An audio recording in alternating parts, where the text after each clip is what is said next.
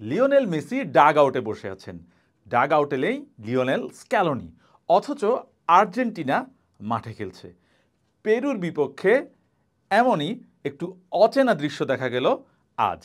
কিন্তু সব শঙ্কা উড়িয়ে মেসি এবং স্ক্যালোনিকে ছাড়াই পেরুকে 2-0 গোলে হারিয়ে কোয়ার্টার ফাইনালে আর্জেন্টিনা আগেই চলে গিয়েছিল এবং আজ জয়ের পর আর্জেন্টিনা বার্তা দিয়ে রেখেছে এবারও তারা শিরোপা ধরে রাখতে প্রস্তুত।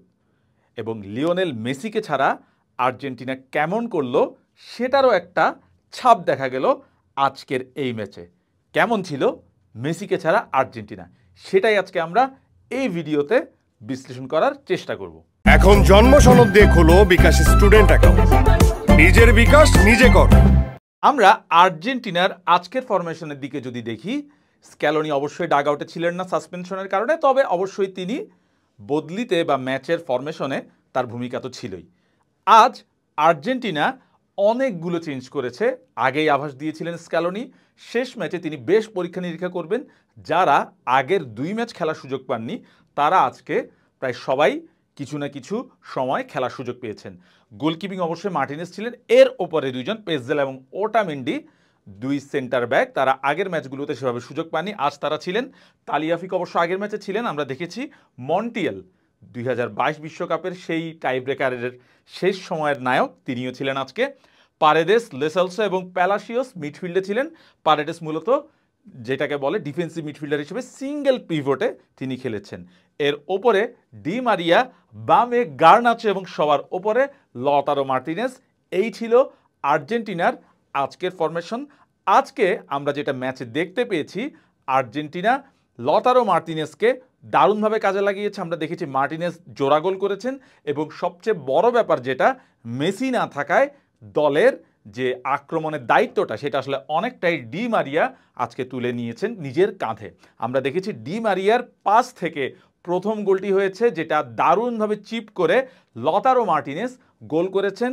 পুরো ম্যাচে আর্জেন্টিনার আক্রমণ ভাগ আরও অনেক বেশি হয়তো সপ্রতিভ হতে পারত, কিন্তু আর্জেন্টিনার এটাও মনে রাখতে হবে এই মেকশিফট অ্যাটাক বা মিডফিল্ড নিয়েও আর্জেন্টিনা যেটা খেলেছে সেটা আসলে স্ক্যালোনিকে অবশ্যই স্বস্তি দেবে যে দরকার হলে তার এই দল, এই প্লেয়াররা যে কোনো প্লেয়ারের বদলে নামতে পারবে। এবং আর্জেন্টিনা এই কোপায় যথেষ্ট ব্যালেন্সড একটা দল নিয়ে নেমেছে, যাদের সেকেন্ড 11 আসলে মূল 11-এর বিকল্প হিসেবে যে কোনো ম্যাচে খেলতে পারে। আমার মনে হয় এটাই আজকের আর্জেন্টিনা ম্যাচের অনেক বড় একটা প্রাপ্তি ছিল।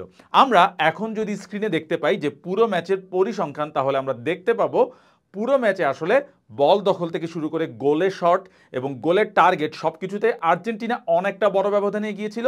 সুযোগগুলো কাজে লাগাতে পারলে আরেকটু বড় ব্যবধানে জিততে পারত। পেরুর গোলকিপার কিছু ভালো সেভ করেছেন, সেই তুলনায় শেষের দিকে ছাড়া পেরু আর্জেন্টিনার খুব বড় পরীক্ষা নিতে পারেননি। মার্টিনেজ একটা সেভ করেছেন এবং একটা হয়তো পেরু গোল পেতে পারতো, যেটা বারে লেগেছে, আর্জেন্টিনার একটা লেগেছে। সব মিলে আর্জেন্টিনার জন্য, রক্ষণের জন্য এই ম্যাচটা যথেষ্ট স্বস্তিদায়ক ছিল। তারা বড় কোনো ভুল করেনি এবং 2টি গোলই, প্রথম গোলটা অবশ্যই দারুণ অ্যাটাক ছিল, সেকেন্ড গোলটা প্রতিপক্ষের কিছুটা ভুল ছিল। সব মিলে স্ক্যালোনির জন্য এই ম্যাচটা ছিল নিজের দলকে বাজিয়ে দেখার একটা উপলক্ষ। যে জোড়া গোলের কথা আমরা একটু আগে বলছিলাম, লতারো মার্টিনেজের জোড়া গোল, সেটা এই ম্যাচে নিঃসন্দেহে আর্জেন্টিনার জন্য সবচেয়ে বড় প্রাপ্তি।